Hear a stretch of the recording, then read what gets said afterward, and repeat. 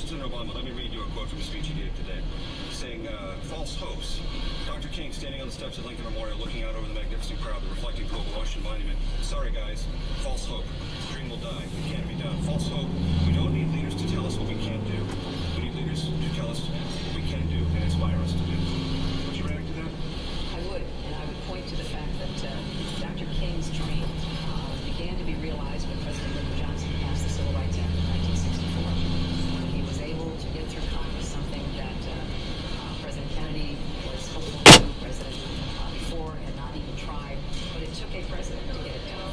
That dream became a reality. The power of that dream became real in people's lives because we had a president who said, we're going to do it, and actually got it done.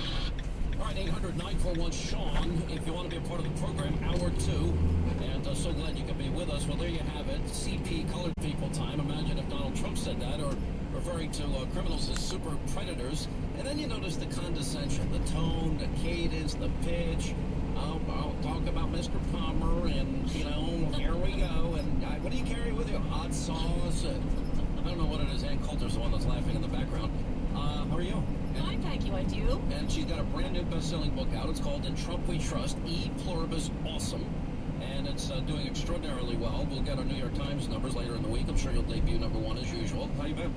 Fine, thanks. You know, one thing, I love that opening, the tapes you were playing. The one thing I would say about the super predator thing, I mean, I know some people, but I think they're mostly liberals, go crazy over that. I don't think that is as much of a problem as her saying that the big problem are the drug gangs and the gangs. And the gangs, well, you know who's bringing the heroin in? You know who's bringing the fentanyl in? It's coming from south of the border. It completely is. I mean, the whole heroin problem, the whole gang problem, it wasn't, you know, like Norm up in New Hampshire thinking, hey, I know, I'll call up the Sinaloa drug cartel. I have this idea here for distributing heroin.